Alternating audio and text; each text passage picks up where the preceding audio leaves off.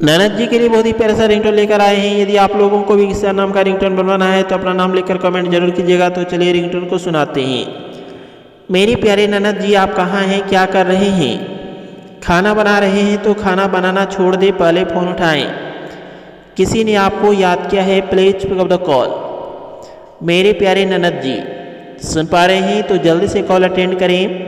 आपके चाहने वाले आपसे नाराज़ हो सकते हैं। मेरे प्यारे ननद जी, please pick up the phone.